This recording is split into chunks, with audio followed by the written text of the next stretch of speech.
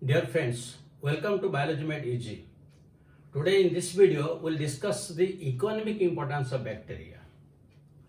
So, when we discuss economic importance, whether they are useful to us or they are harmful to us, both. They have a lot of useful activities. That is why we call them as friends. Side by side, they cause also several diseases. So they are also foes. That means the bacteria are our enemies. They are our enemies, or we can tell foe, and they are also our friends. That means bacteria are our friends as well as foe, because they have useful activities as well as harmful activities. Let us discuss one by one. Now, if we discuss first the useful activities. Useful activities.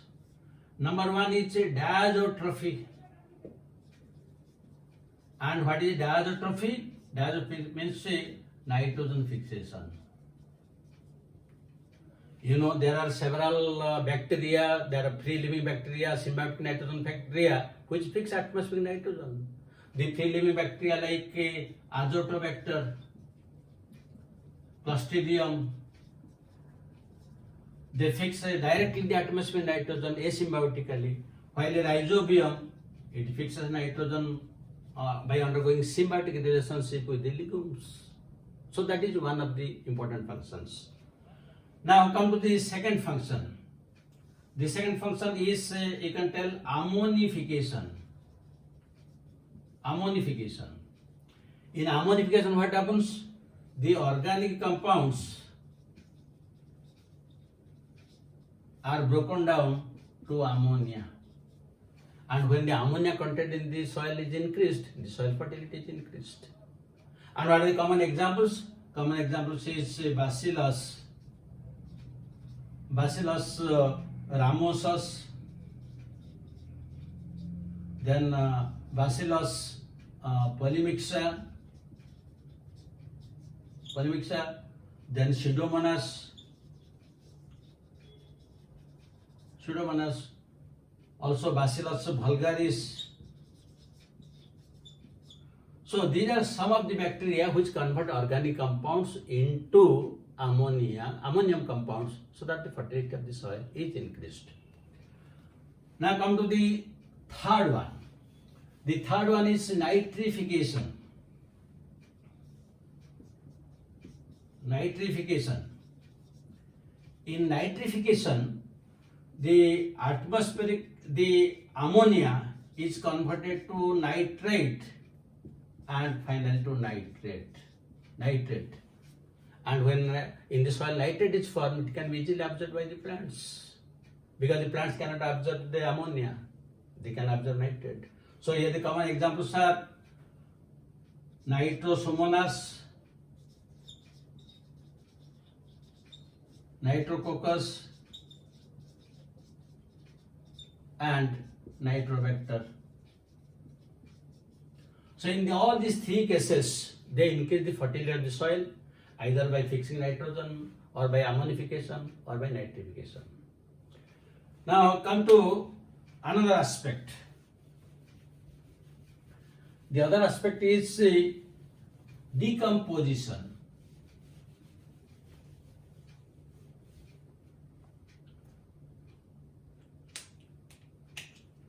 The fourth type is decomposition.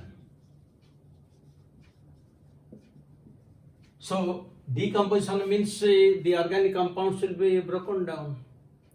But what type of compounds are usually broken? So here you see again three words come. One is putrefaction.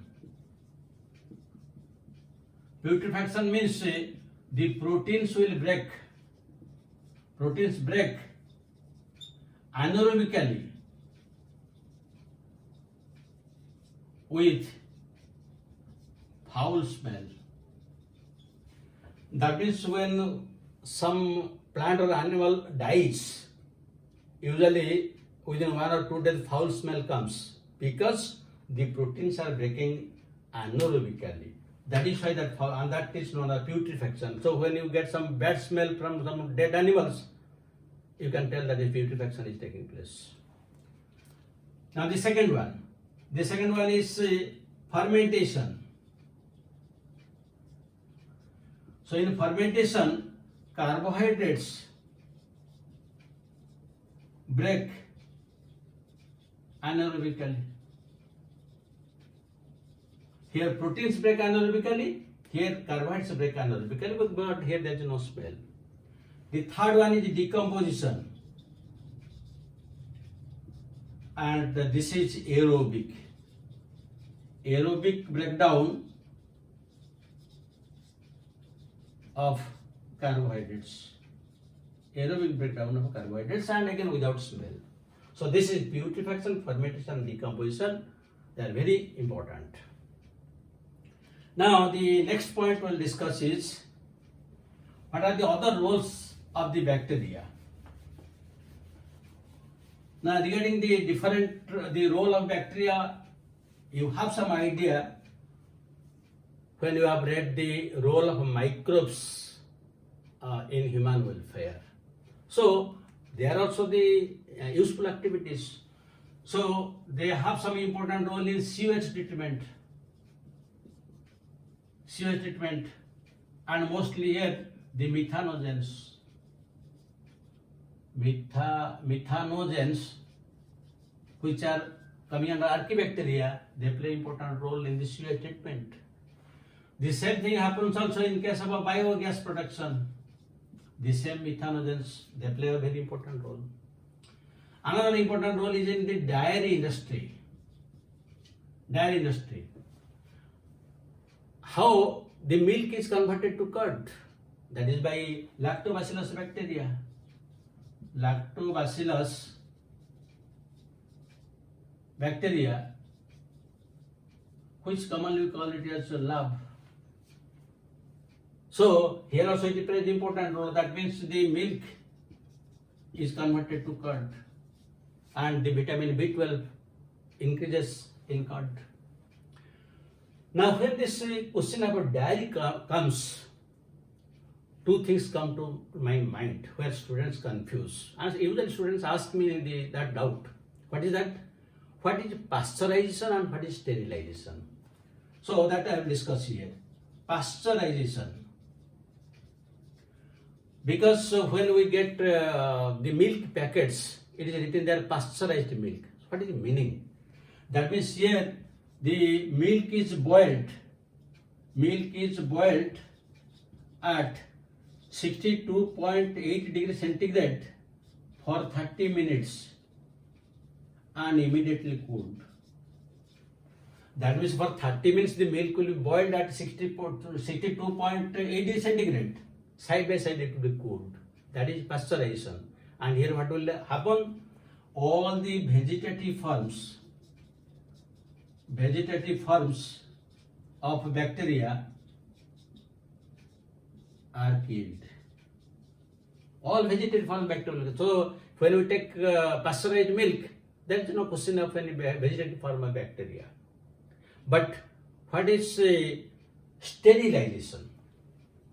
Sterilization means, usually sterilization we do in case of tissue culture.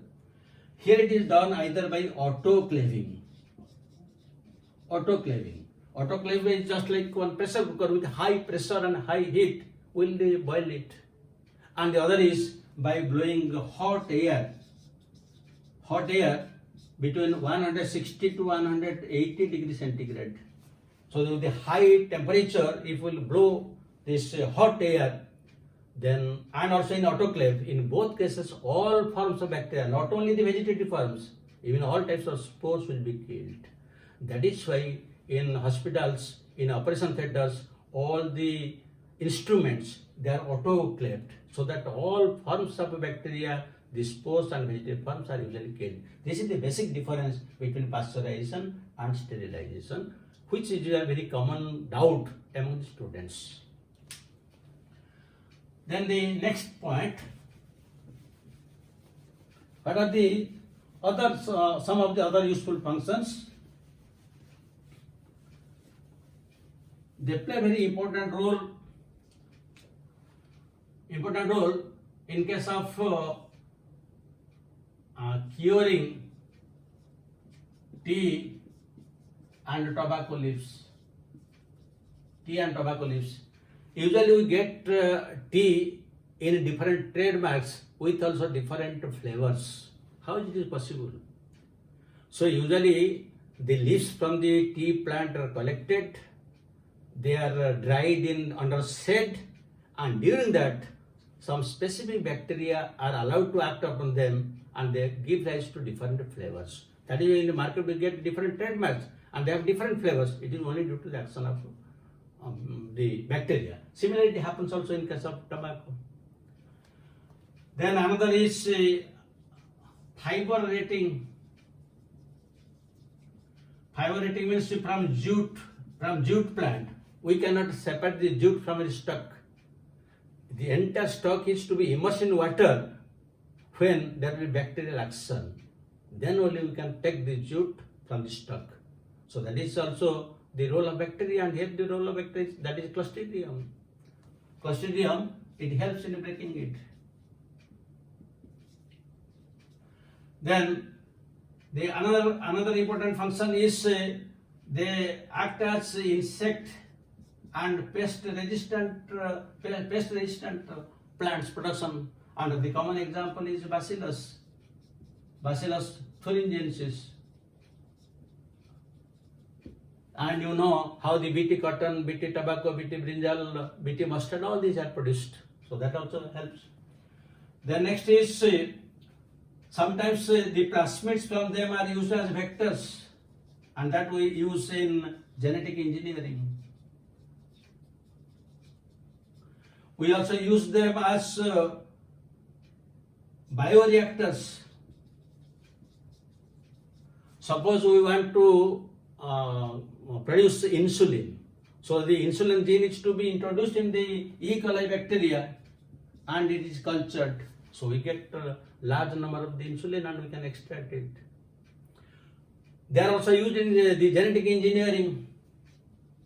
That is particularly genetic engineering. If you take the case of the Agrobacterium tumefaciens, so it also plays a very important role. So these are the, and again another very important is they play a very important role in antibiotics.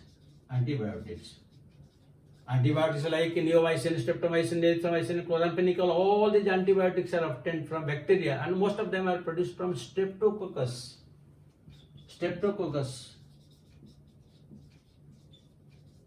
So these are some of the useful activities of a bacteria.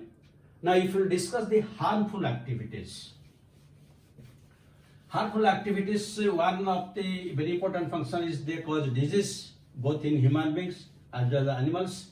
Side by side, some of them also cause disease in case of plants.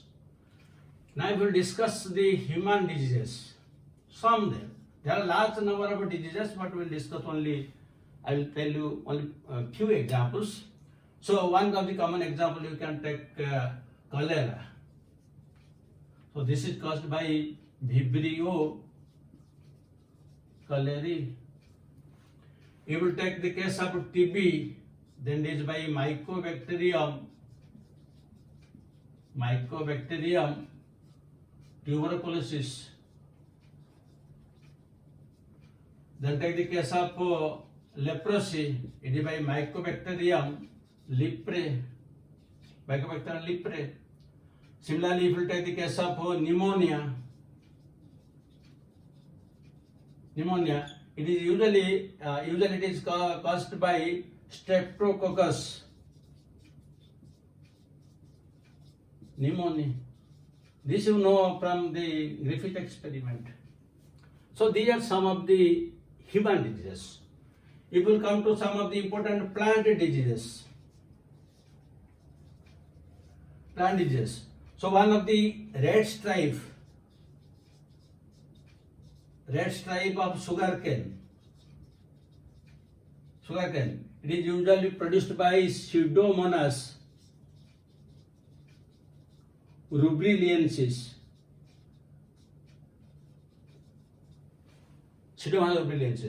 Then you will take the citrus canker. It is by Xanthomonas citri.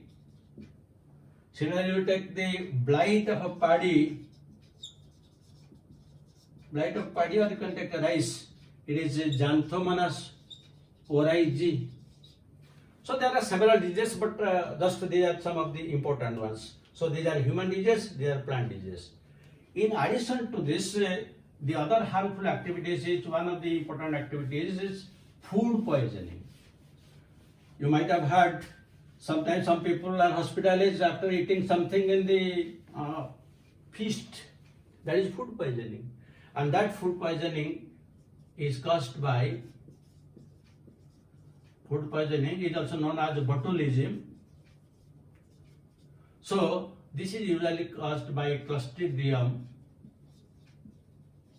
botulinum.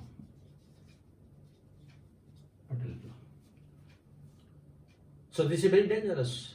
And the last one is reduction in fertility. Reduction in fertility. That means there is one bacteria known as Pseudomonas denitrificans, which converts the nitrogen compounds into atmospheric nitrogen. That means the nitrogen compounds which would have been absorbed by the plant body, that is broken down and the atmospheric nitrogen returned back. So these are some of the harmful activities. So now we have discussed some of the useful activities, some of the harmful activities. That is why the bacteria known as both friend and foe. Now we have some idea regarding the economic importance. And thank you very much for watching it. God bless you. Have a good day.